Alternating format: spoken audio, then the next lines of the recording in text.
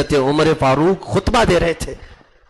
بلند آواز سے امام حسین نے کہا اے عمر میرے نانا کے ممبر سے اتر جاؤ, یہ میرے باپ کا ممبر ہے. حضور کو وہ ابا کہتے تھے, حضور نے بھی ان کو بیٹا کہا ہے کیونکہ حضور کی اولاد بھی حسنین کریمین سے ہی چلی ہے. کہا یہ میرے باپ کا ممبر ہے. حضرت عمر بیچ خطبے میں اتر آئے, یہ نہیں کہ جمعہ کا خطبہ کمپلیٹ کر لوں, خطبہ چھوڑ دیا اور نیچے آ گئے. امام حسین کی عمر اس وقت 9 سال کی تھی یا 8 سال کی تھی, جتنی بھی رہی ہو. آپ نیچے آئے, حضرت عمر فاروق رضی اللہ تعالیٰ عنہ نیچے گھٹنوں کے بل بیٹھ گئے. امام حسین کے دونوں کندھوں کو پکڑا اور کہا سچ کہا شہزادے آپ نے, یہ ممبر تمہارے باپ کا ہے, تمہارے نانا کا ہے. حضرت حسین نے کہا کہ اترو میرے باپ کے ممبر سے اور اپنے باپ کے ممبر پر جاؤ. حضرت عمر نے کہا میرے باپ کا کوئی ممبر نہیں, ہمیں جو ممبر ملا ہے وہ تمہارے نانا کی وجہ سے ملا ہے, وہ تمہارے گھر سے ملا ہے, ہمارا اپنا کوئی ممبر نہیں. تب امام حسین نے کہا اچھا تمہارا کوئی ممبر نہیں, میرے باپ کی ممبر سے بولنا ہے پھر بولو. حضرت عمر پھر کھڑے ہو گئے.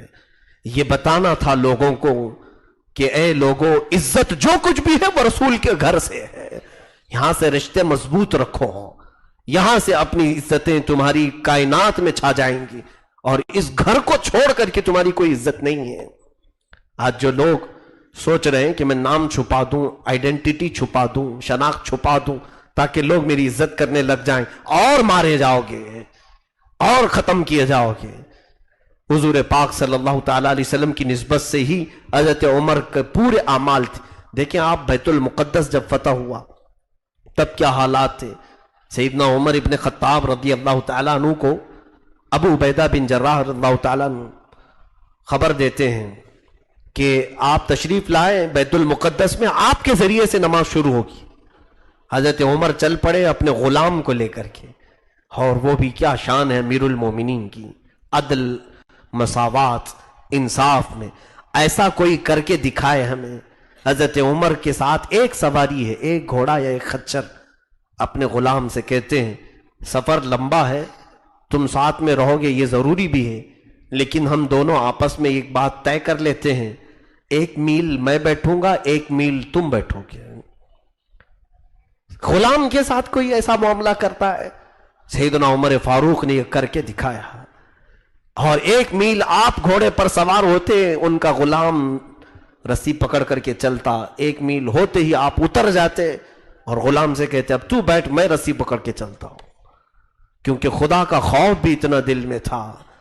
اتفاق دیکھیں جب فلسطین پہنچے علاقہ بیت المقدس کے پاس تو لوگوں کو خبر ہو گئی تھی, وہاں کے عیسائی سارے لوگ باہر آ گئے تھے امیر المومنین کو دیکھنے کے لیے.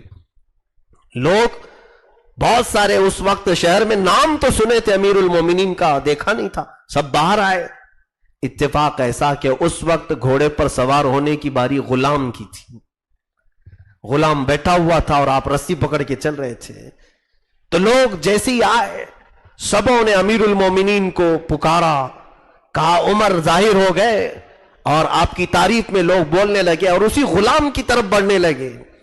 سارے لوگ دیکھا نہیں تھا. پیچھے سے ایک صحابی نے حضرت غالباً ابو عبیدہ نے پکار کر کے کہا اے لوگوں وہ امیر المومنین نہیں جو گھوڑے پر بیٹھا ہے, امیر المومنین تو رسی پکڑ کر کے آ رہا ہے.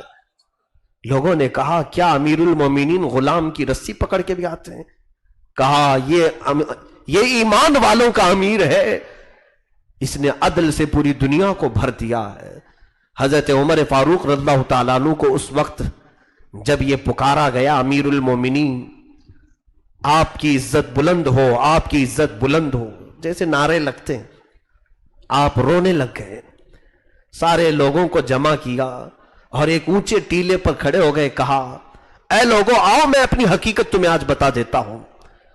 مجھے آج تم لوگ اس حالت میں دیکھ رہے ہو, آؤ میں آج تمہیں اپنی حقیقت بتا دیتا ہوں. یہ اس وقت کی بات ہے جب عمر فاروق کی حکومت جانتے 36 لاکھ مربع کلومیٹر پر تھی.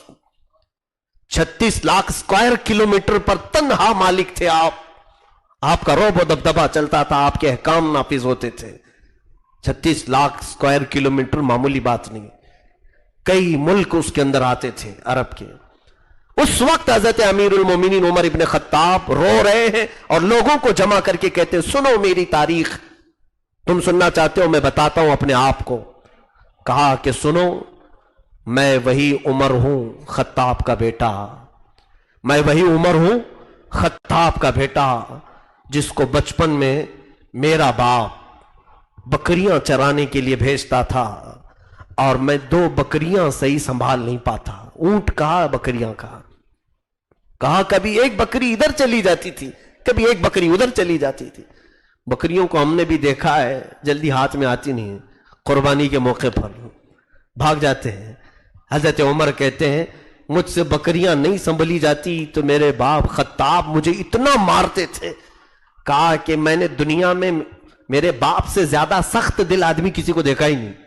खत्ताब बहुत सख्त दिल, वो लकड़ियों से मारते, हर चीज से मुझे मारते थे। खत्ताब हजरत उमर को मारते थे, बाप बेटे को क्यों, बकरियां नहीं संभाल पाता, 2 बकरियों को सही लाइन में नहीं लगा पाता।